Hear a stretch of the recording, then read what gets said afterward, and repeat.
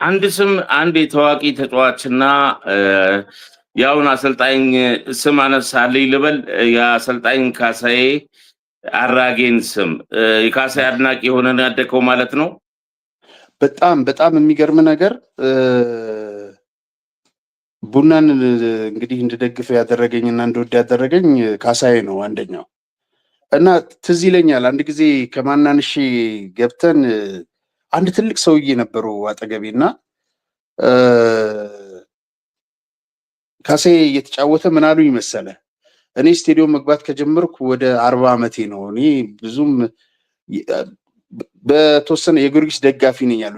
ካሳዬ ሲኖረው ግን ጨዋታ የግል የካሳዬ አድናቂ ስለሆንኩኝ ስቴዲዮም እገባለሁኝ እና በቃ ኳስን እንዴት እንደሚያደርጋት በሱ በጣም ለመዝናናት ነው የምገባው እና ልዩ ተፈጥሮ አለው፣ ልዩ ክህሎት አለው ይሉ ነበረ እና እኔ አንድ ጊዜ ማረሳው 90 ዓመተ ምህረት አልሃሊ ከቡና ሲጫወት ስቴዲየሙ ገና አስቀድሞ ነበረ ጢም ብሎ የሞላው እና ካሳዬ ሆሳም ሐሰንን ሲያንገላታው የሚያሳይ እንትን ነበረ በጣም መሀል ሜዳ ላይ እና ካሳዬ መሀል እግሩ ላይ የሚደብቃት ነገር አለች ኳስ።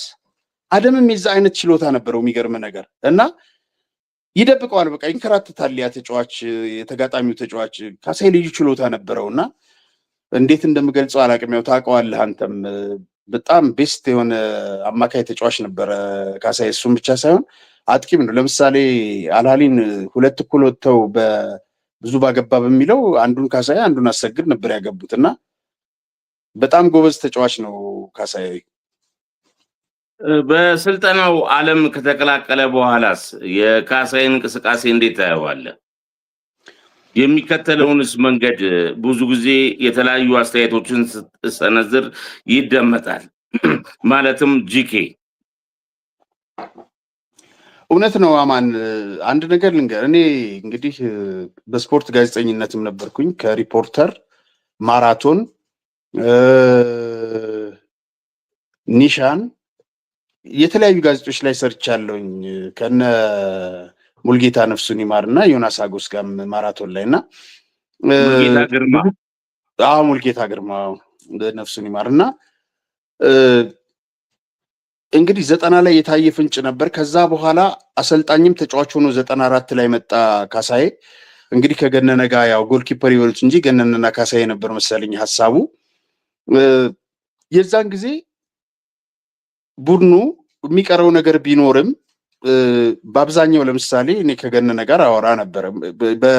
በራሱ የግብ ክልል የሚያንቀሳቅሳቸው ኳሶች ነበሩ ወደ ተጋጣሚ የማይሄዱ እና ለምንድን ነው ይሄ የማይሆነው ምናምን ብዬ አይ በሂደት ይሻሻላል፣ ይሄ እኮ እየታረመ የሚሄድ ጨዋታ ነው አለኝ። አንድ ጊዜ ቡና ከአርባ ምንጭ የምሽት ጨዋታ የማረሳው ሳሚ ልስልሱ ይባል ነበረ።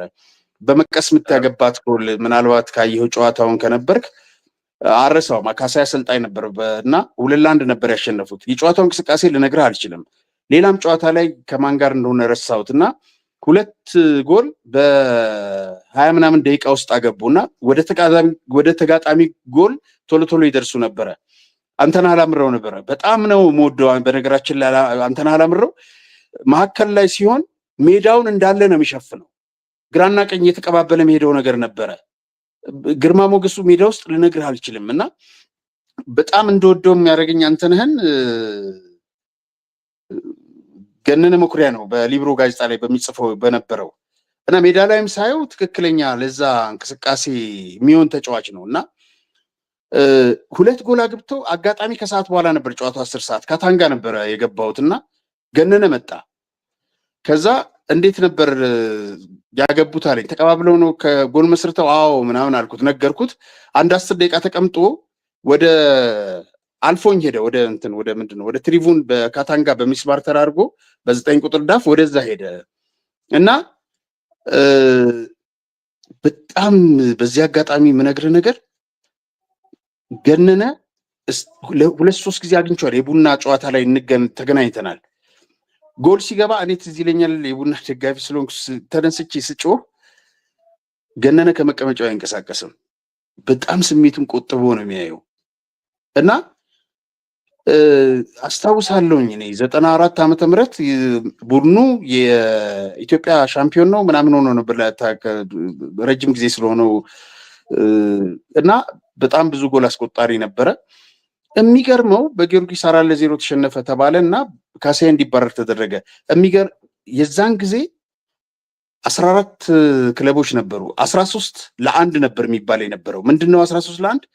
ካሳዬ ላይሰንስ የእንትን የለውም ተብሎ የስብሰባ ጠርተው የማያውቁ የአሰልጣኞች ማህበር ስብሰባ ተጠርቶ ተደጋጋሚ መግለጫ ላይሰንስ ያለው የሌለው ክለብ ሊያሰለጥን አይገባም ብለው እና በጣም ያሳዝን ነበር። ገነነ የሚጽፋቸው ነገሮች ነበሩ እነሱ። ምክንያቱም ይሄን ለመተዳደሪያ እንጀራ ነው ያደረጉትና በወቅቱ የነበሩት አሰልጣኞች ማለት ነው። ስለዚህ ይሄን ስለሆነ መተዳደሪያ ያደረጉት ይሄ እንቅስቃሴ ከመጣ እነሱ ስራ ሊፈቱ ነው ያላቸው አማራጭ። ተደራጅተው የረሱትን ማህበር እንደገና ቀስቅሰው መግለጫ ማውጣትና ካሳዬን ላይ ውግዘት ማድረስ ነው አሉ። ፍንጭ አሳይቶናል። 2013ም እንደዚሁ በደንብ በተግባር አሳይቷል። ከፍተኛ ጎል አግቢ ነበረ እና አቡበከር የወጡበት ወቅት ነው።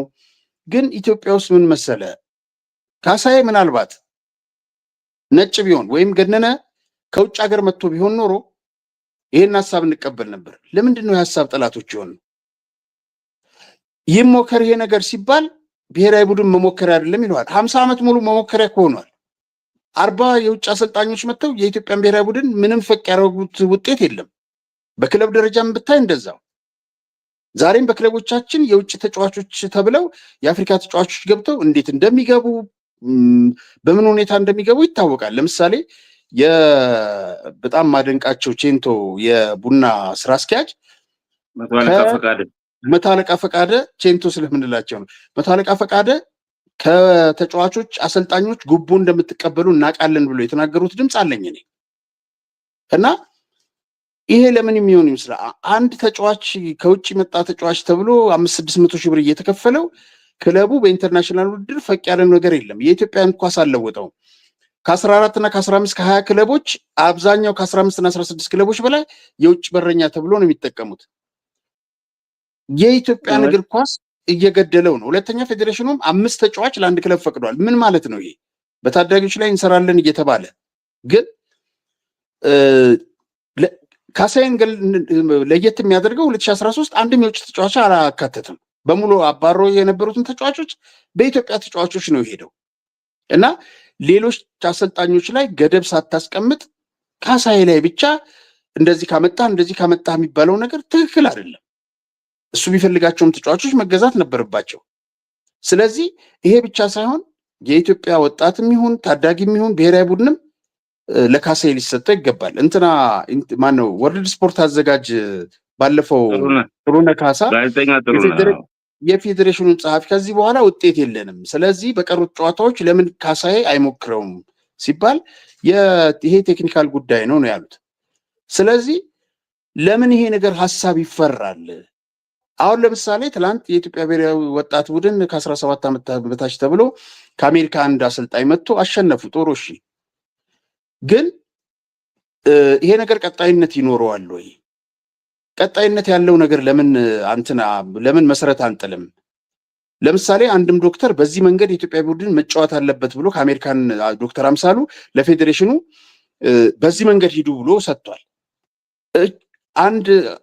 ይሄንን ሲያደርግ ለምንድን ነው? ከውጭ ስለመጣ ነው? ዶክተር አምሳሉ ውጭ ስለኖሩ ነው?